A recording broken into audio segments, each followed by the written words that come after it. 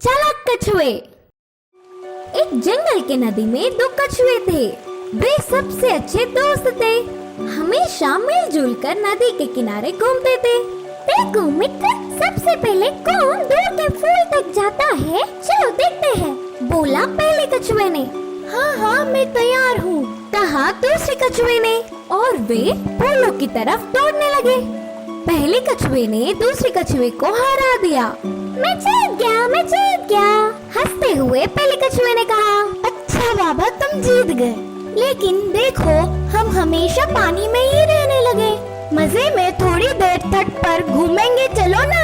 हाँ हाँ, तो विलम्ब कैसा, चलो ना। दो कछुए तट पर पहुँच गए और धीरे धीरे चलने लगे। तभी वहाँ एक लोमड़ी आ गया।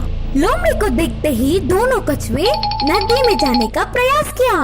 इसी बीच लोमड़ी ने उन्हें देख लिया। वो तेजी से आकर कछुए कहीं भाग न सके करके उनके ऊपर दोनों पैर रख दिया। कछुए ने अपने सारे शरीर को छुपा लिया और लोमड़ी को अपने परीक्षा देने के लिए अपने दोनों प्राण हथेली में पकड़कर भागने की सोची। तभी पहले कछुए को एक तरकीब सूझी। सिर बाहर रखकर कहा, उफ, लोमड़ी काका, आप हमारे शरीर का एक भी छोटा टुकड़ा भी नहीं खा सकते हो। क्या? क्यों? लोमड़ी ने उलझन में पूछा। हम तट पर आने से हवा छू के सख्त बन जाएंगे, बस पानी में ही नरम होते हैं। यदि आप चाहो तो एक बार निचोड़ के देख लो। लोमड़ी ने एक दो बार अपने पैरों से मार के देखा। हाँ हाँ, तुम सही कह रहे हो, बहुत सख्त है, निचोड़ने से दांत टूट जाएंगे। लेकिन मुझे अब बहुत भूख लगी है, तुम्हें कैसे खाऊं? ऐसे ही हमें थोड़ी देर के लिए खुद को पानी में डूबने दो, हम फिर से नरम हो जाएंगे, फिर आप हमें आराम से खा सकते हो। उनकी बातों को लोमड़ी ने मान लिया, लेकिन लोमड़ी भी तो चालाक था। उसने उन्हें पानी में तो डाल दिया, लेकिन अपने पैरों से पकड़ के रखा ताकि वे भाग न सके। फिर बुद्धिमान कछुए ने ऐसा कहा कि लोमड़ी काका, मैं तो भीग गया, लेकिन तुम्हारे पैर रखने से हम पूरी तरह भीग नहीं पाएंगे। हाँ हाँ बिल्कुल, पूरी तरह से नहीं भीगेंगे तो कैसे नरम पड़ेंगे, बोलो। उनकी बातों में आकर अब उसकी भूत को मिटाने के लिए लोमड़ी ने पैर निकाल दिया।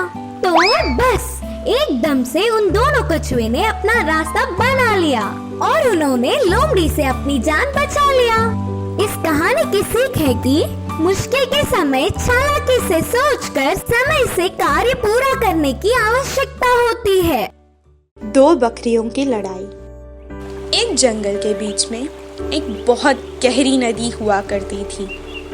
उस नदी को पार करना बहुत मुश्किल था, इसीलिए उस नदी के बीच में एक लकड़ी का चकला लगा हुआ था। वो चकला एक पुल की तरह था। वो एक ही सहारा था उस नदी को पार करने का। वो पुल बहुत पतला था, इसी कारण उस पार सिर्फ एक ही जन चल सकता था। एक दिन उस नदी के दोनों किनारों पर दो बकरियां थीं। वो दोनों ही उस नदी को पहले पार करना चाहती थी। वो दोनों अपने अपने कबीलों की मुख्य बकरियां थीं। वो दोनों एक ही समय पर चकले पर चढ़ गई। वो दोनों एक दूसरे को देखते देखते आगे बढ़ रही थी। जब वो दोनों बीच में आ पहुंची तो एक बकरी ने दूसरे बकरी से कहा, पता भी है कि मैं कौन हूँ। मैं इस पुल पर पहले आई थी, इसलिए मैं ही पहले इसे पार करूंगी। तुम चुपचाप पीछे हट जाओ। दूसरी बकरी को बहुत गुस्सा आया और वो बोली, तुम्हारे बारे में मालूम करने का मेरे पास वक्त नहीं। इतना काफी है कि तुम बेवकूफ बकरी हो। क्योंकि तुम्हें पता था कि मैं आगे से आ रही हूँ, तो तुम उस पल पर चढ़ी ही क्यों? अब हटो, मुझे जाने दो। शायद तुम्हें पता नहीं, मैं इस इलाके की मुखिया हूँ, इसलिए तुम मुझसे नहीं जीत सकती। तुम्हें वापस जाना होगा। अच्छा, शायद तुम्हें नहीं पता कि मैं अपने इलाके की मुखिया हूँ और मैं कभी भी हार नहीं मानती। मुझे आगे जाना है, मेरा समय बर्बाद मत करो।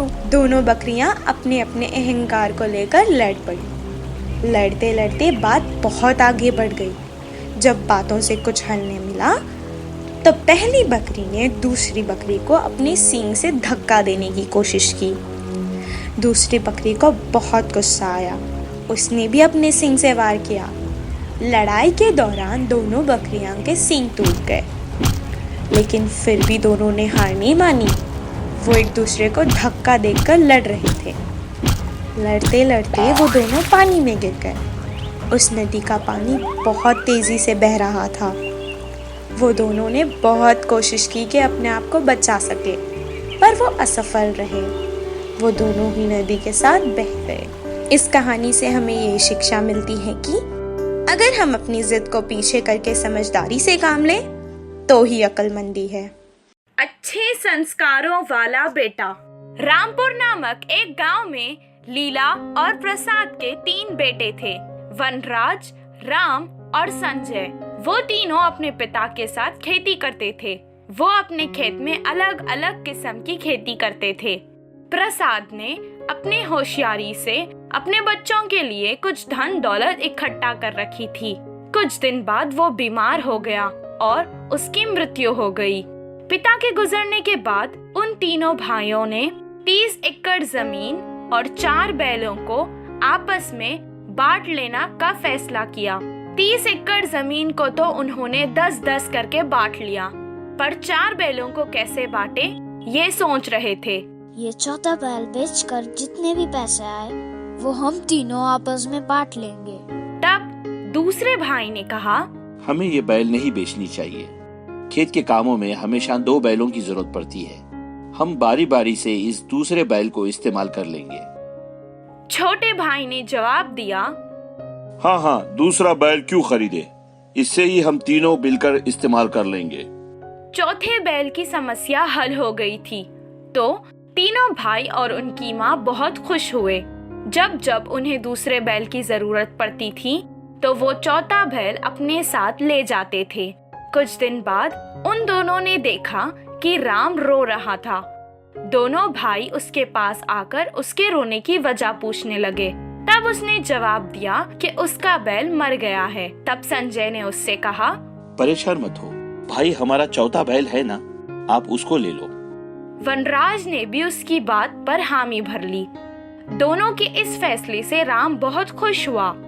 एक बैल से काम नहीं चलेगा कहकर कुछ दिन उसके चौथे बैल के साथ संजय का बैल भी ले गया। ऐसे ही कुछ दिन गुजर गए। कुछ दिन बाद संजय को अपनी बैलों की जरूरत पड़ गई। तब वो अपने बड़े भाई के पास गया और उससे उसकी बैल मांगने लगा। तब बड़े भाई ने जवाब दिया, तुम बहुत गलत समय पर आए हो। कल ही मेरे बैल का पैर टूट गया है। वो दुखी मन से कहने लगा। तब वो राम के पास गया। उसने भी अपने छोटे भाई को बहाना बनाकर बात टाल दी। कुछ दिन बाद लीला की तबीयत भी खराब हो गई और वो अपने तीनों बेटों को अपने पास बुलाकर कहने लगी, बेटा, मुझे लगता है कि मेरे पास अब ज्यादा समय नहीं है। तुम तीनों मुझसे वादा करो कि हमेशा साथ मिलजुल कर रहोगे। इतना कहकर वो अपने हाथ से 4 सोने के सिक्के अपने छोटे बेटे संजय को देने लगी। तब राम ने कहा, सारे सोने के सिक्के संजय को देना इंसाफ नहीं है माँ। वनराज भी कहने लगा, इसमें हमारा भी तो कुछ हिस्सा होना चाहिए। माँ ने जवाब दिया, तुम दोनों तो इंसाफ की बात ही मत करो। राम, तुमने तुम्हारी बैल बेच दी और इनसे कहा कि वो मर गई हैं, और तुमने चौथी बैल भी ले ली। और वनराज, तुमने संजय की बैल कितने बार इस्तेमाल की, पर जब उसे तुम्हारी बैल की जरूरत थी तब तुमने भी तो बहाने बनाए ना। तुम धोखेबाज नहीं, पर तुम्हें इंसाफ भी तो नहीं किया। लेकिन संजय ने हमेशा तुम दोनों को अपना बड़ा भाई माना है, तुम्हारी इज्जत की, और जब भी कोई मेहमान तुम्हारे पास आता था तो तुम उससे मुंह फेर लेते थे। संजय हमेशा उनका आदर सत्कार किया करता था। मैंने उसे तुम्हारी सारी सच्चाई भी बता दी थी। तब संजय ने कहा कि मेरे बड़े भाई हैं वो, अगर वो ऐसा कर रहे हैं तो जरूर उनकी कोई मुसीबत होगी। वो जितना भी कमाता उससे अपना और अपने परिवार का ख्याल रखता था। इसीलिए मैं ये सोने के सिक्कों को अपने अच्छे संस्कारों वाले बेटे को ही दूंगी। ये मेरा स्त्री धन है, इस पे सिर्फ मेरा ही हक है। माँ के ये फैसले को सुनकर दोनों बड़े भाई शर्मिंदा हो गए और अपने छोटे भाई के जैसे ही बनने लगे।